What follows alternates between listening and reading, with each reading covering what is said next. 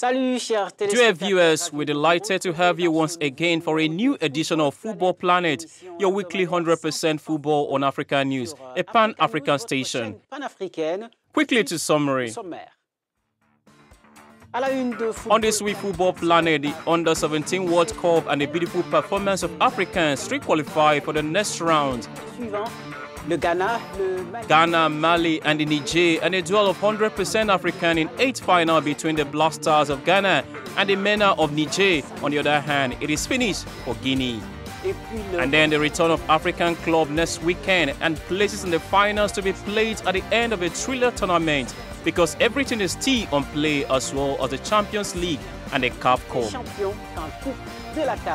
Finally this week we are talking about the Mauritanian football, which pursues its great turnaround. News up with the inauguration of the Federation Academy with a wide interview for the chairman on this issue. Those are the topics of the Football Planet. Do not go away. The program continues in a handful of seconds.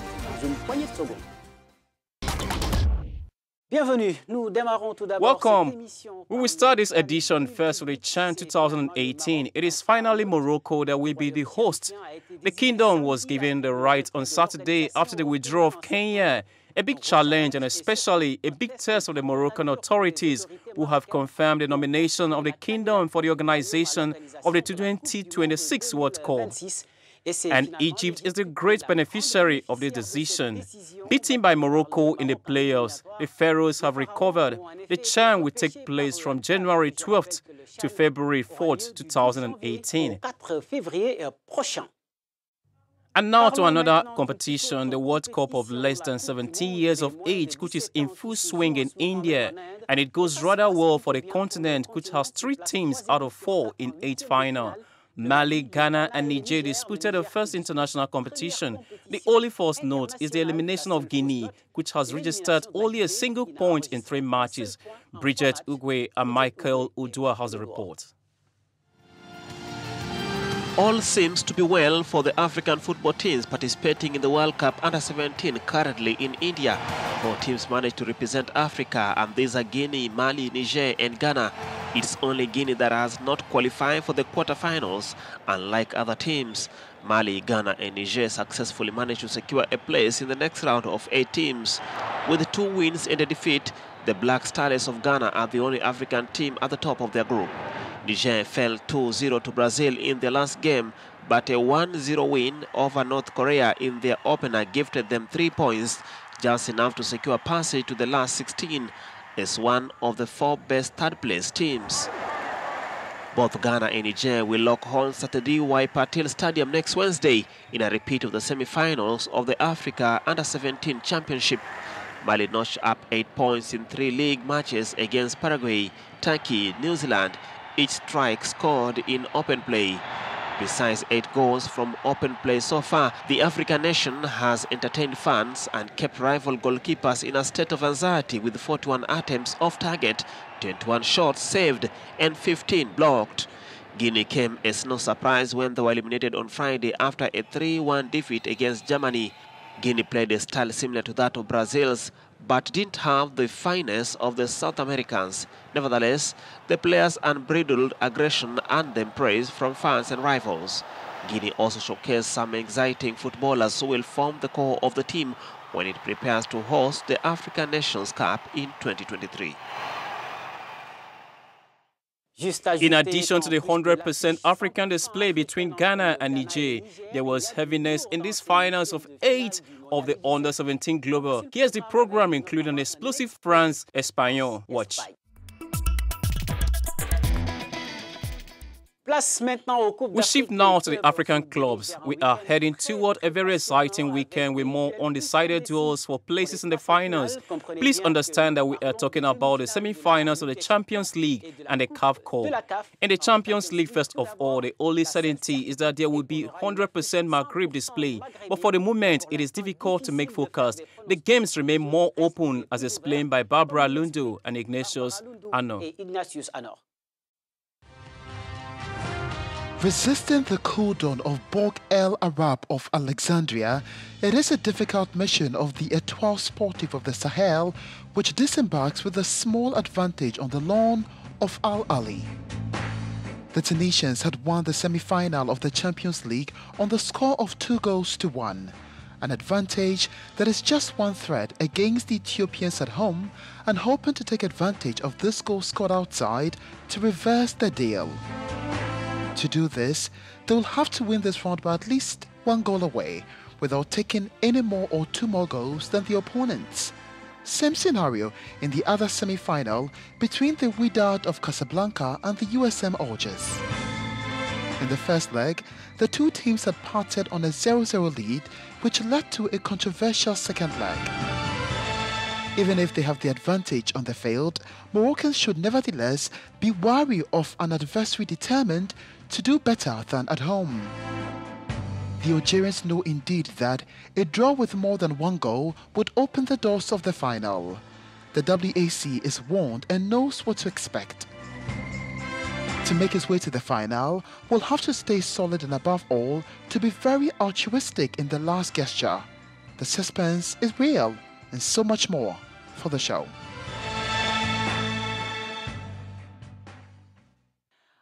Now to the CAF Cup also, the suspense is total even if the TP Mazembe moves on the Lion of the FC du Rabat with an advanced purpose.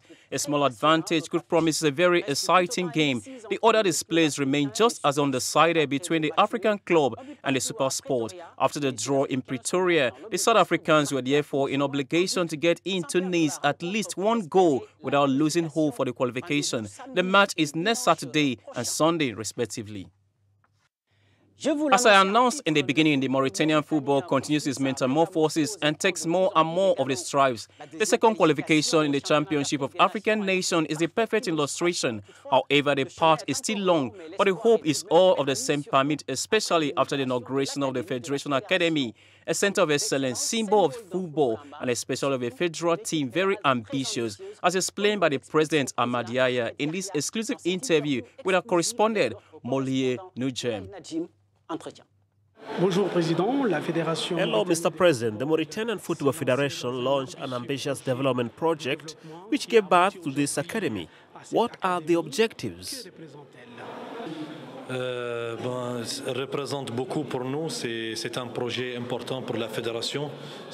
This is a lot for us and an important project for the Federation to launch a football academy to train players. It is a cream of our small category. They are the best, and they have been selected from among thousands of young people who have been tested. We're going to train the elite in the future of our football. And this is part of the strategy of our federation to set up professional football based on clear rules. Also, this goes through all categories, to the senior team.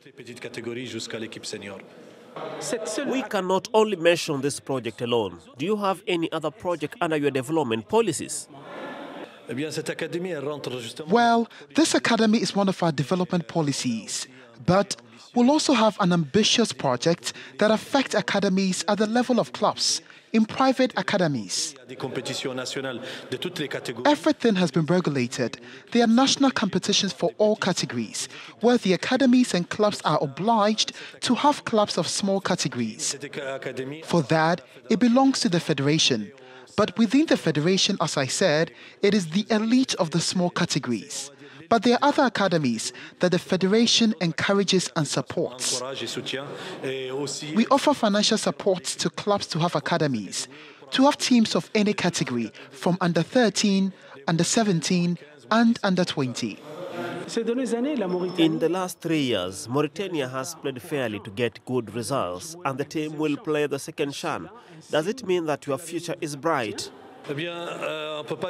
Well, we cannot say that the future belongs to us, but we can say that we're trying to perform well for the future. We're on the right track.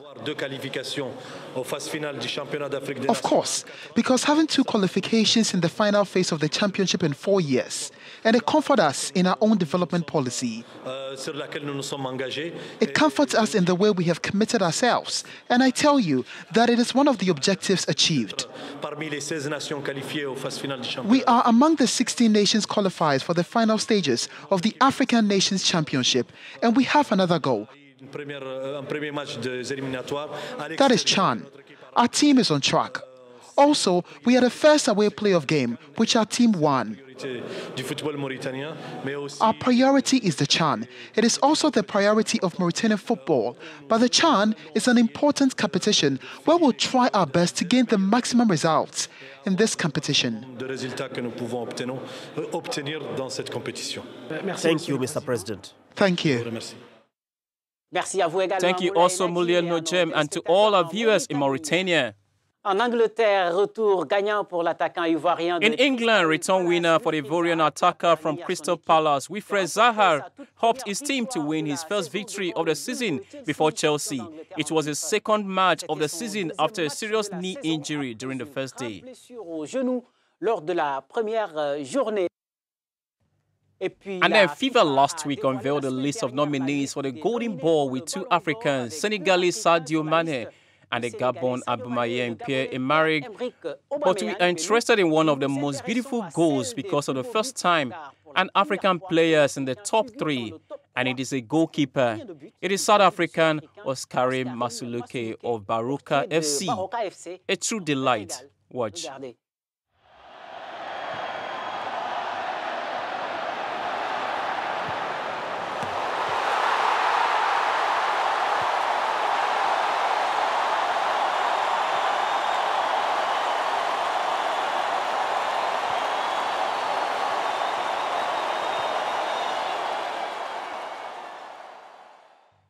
And then we learn with great sadness the disappearance on Friday of Joseph Diallo Suwe, coach of the Under-17 national team of Cameroon that we have heard in this program a few months ago. His soul rest in peace. And on this sad note, we bring an end to this week's edition. But for more news, log on to our website, Africanews.com. Please do not hesitate to send us your feedback on our Twitter and Facebook account. Till we come to you next week for another edition of Football Planet, same time, same station, Africa News. Thank you and have an excellent week. Goodbye.